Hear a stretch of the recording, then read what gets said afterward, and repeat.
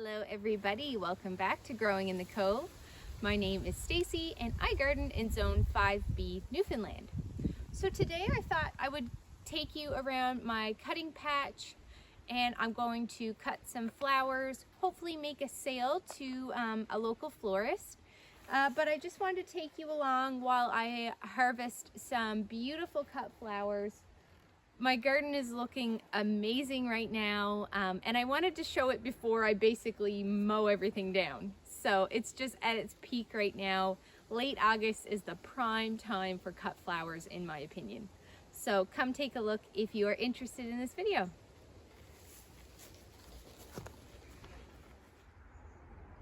There is some beautiful light this afternoon / into evening. I just wanted to give you a look at my cutting patch, which is just looking amazing right now, and a little review of what I've got growing in here. So here at the front, I've got almost a full bed of zinnias. I do have some sunflowers in the back, and I do have some mixed varieties. In the front, I'm not actually sure what these are because I didn't think I had any reds. So I'm not actually sure where those came from. But I do have this pink variety called Oklahoma Salmon. And I do like it because it's a very girly type of zinnia with a lot of layers. I'm not crazy about pink. And I don't think I'm going to grow these again because I'm not wild about pink zinnias. But if you like this sort of color, they're like perfect for a pink lover. These are new to me this year, and this variety is called Queenie Lemon Peach. And a lot of them have been pretty much just with like maybe 2 or 3 sets of petals. So I kind of need to let them mature a little bit more so I can see if I like them. But as it's standing, I don't think I'm going to grow these next year, because when you compare them to this monster, this is one of my favorites. This is Benary's Giant Wine. I mean, look at it in comparison to my hand. It's huge. It's got multiple layers of petals, and it's just a gorgeous, deep, saturated color. Another one of my favorites that I grow every year, and they always have some variation. This is Queen Lime Red. This is a great representation. And it's kind of got this dusty antique color, but I just adore this zinnia. I need to go around to show you my sunflowers because they are facing the sun. So this is actually my potato garden. I've got some beans, a very tall sunflower there. But this variety is amazing. This is a branching sunflower, but it's pollenless. So if you cut it and bring it indoors, it won't drop pollen all over your table, tablecloth, whatever. It's called Desert Sun, and I will totally regrow these next year. They're stunning. I love the bicolor with the burgundy center. I just adore them. So I'm really happy about those this year. So the first row we have here is my zinnia patch, and oh my goodness, they have gotten so tall. I was kind of down and out about my zinnias.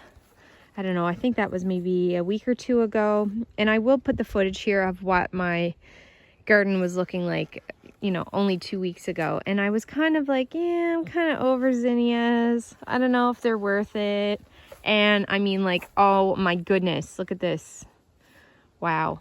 So their height is crazy. This is like, I don't know, over belly button height to me right now. And these are looking so pretty. So I have a few varieties in here. I know for sure that this one is called Uproar Rose, and the seeds for these are really expensive, but I actually think they're worth it. I lost most of them to slug damage, unfortunately, and I replaced with other colors, as you can see here, but I might have to get this again because these are just perfection.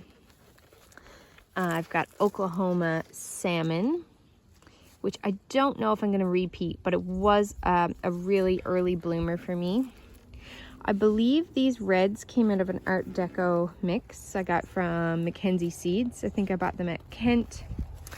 This one is called Queenie Lemon Peach, and it's kind of got a chartreusey lime yellow with orangey red centers. I don't know if I'm going to repeat it next year, but I do like how it blends all the other colors together. I always love purple zinnias.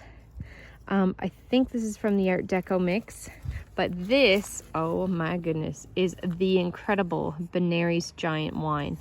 This is probably one of my favorite zinnias. The color is amazing. It's humongous. There's so many layers of petals. I love it. Like, look at this. Oh, I love it. And then we've got the Queen Lime Red, which is just such a pretty, unique, antique-y looking zinnia. And then my sunflowers, I'll be honest, these are called Desert Sun. I love them. They're amazing. And I don't have the heart to cut them. That's the truth. So I'm just gonna leave those because they're stunning. Over here, I've got Dianthus, which has flushed again. This is called Amazon Lavender Magic. And what's cool about these is they open up white and then they age to purple.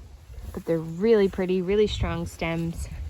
And these have been a favorite. These Scabiosa pincushion flowers, you can see how they got the name. I've got them in black and I've also got them in white, but the black is definitely more unique to me and my favorite. My frosted explosion grass is so cool. They're like little fireworks.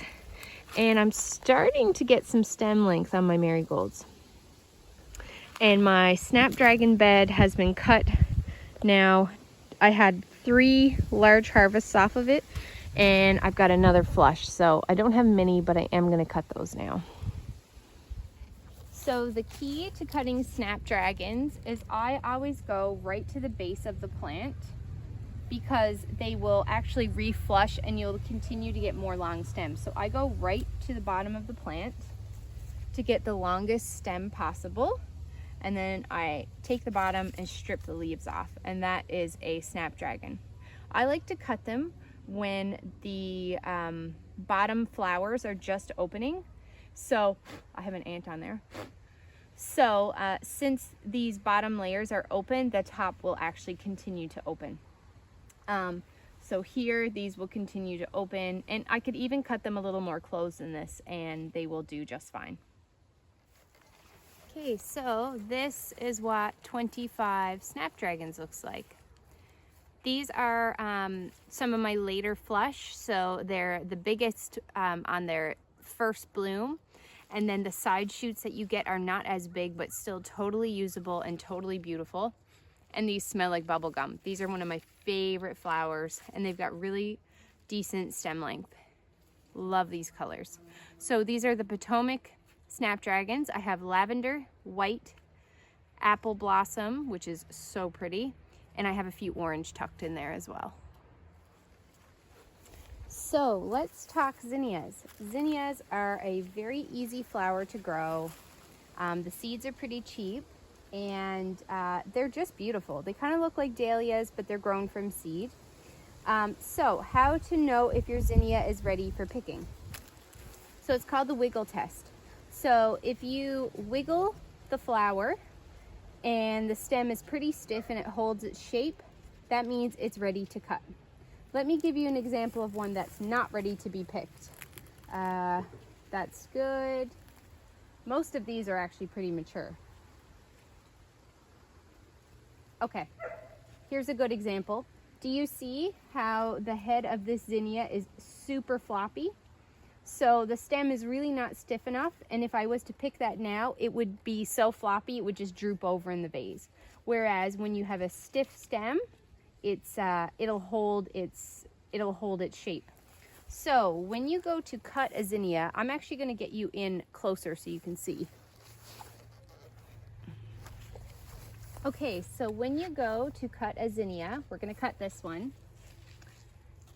It probably feels right to cut it about here where there's 2 more branches that are going to send out flower shoots. But the problem with this is that if I cut right there, my stems are going to be much shorter next time. So the best thing to do is to cut really deep into the plant. And I like to cut above a set of leaves. So I'm going to follow it all the way down. And you can see here, there's these very diseased looking leaves, but I'm going to cut, I'm going to cut down to this set of leaves. And what you're left with is a very long stem with all these side shoots. So it's really important to strip all of these leaves off. And you are left with a zinnia with an incredible stem length. So that is cutting zinnias. I'm going to keep cutting and then we'll show you. Hopefully I'll have an armload of these. Okay, so this is what 50 stems of zinnias look like. They are incredible. Such a beautiful, easy cut flower to grow, and I just think they're amazing. So definitely my favorites are the giant wine, and I also have an uproar rose in here, which is like a giant pink one. The stems are super long. And yeah, this is my harvest of zinnias. They're beautiful, absolutely beautiful. Okay, so now I've got my Sweet Williams or Dianthus. This variety is called Amazon Lavender Magic, and it's beautiful. And it smells really sweet. They've got really nice stems. This is the second flush, so they are not as beefy as the first flush, but still totally usable and gorgeous. So this is, what did I say, 25 stems? Or 30 stems, I think. Stunning. Okay, so now we have the beautiful pincushion flower, also known as scabiosa. This black color is incredible. I'm definitely saving seeds on this one and growing it next year. I much prefer it to the white. It is beautiful. So this is 10 stems of scabiosa. And I didn't strip them into individual flowers because it would just make a bit of a mess and take way too long. So very happy with these beauties. So last but not least, we have the incredible frosted explosion grass. This is a beautiful ornamental grass, really easy to grow from seed, and it's just has that fireworks impact. It's so pretty, and I love this. So that concludes harvesting out of my cut flower garden. Thank you so much for following along. I've had a few people reach out to me that are local to the area who said that I've inspired them to create a cut flower garden. And you don't have to do it on this scale. You can literally do this in a 4x4 bed, or in pots if you wanted to. So next year I'll definitely be once again doing content about what I'm growing and the planting process and everything that it takes to get to this point. But it's just so nice to be able to go and cut yourself some flowers to put on your own table that you grew. It's the coolest thing. I'm personally actually not someone who even buys flowers for myself very often. So to be able to do this is just, it's such a fun experience. So thank you so much for watching. If you'd like to support me, you can hit the like button. You can subscribe to my channel so you'll be notified when I put out new videos. And yeah, thanks so much for watching. Take care.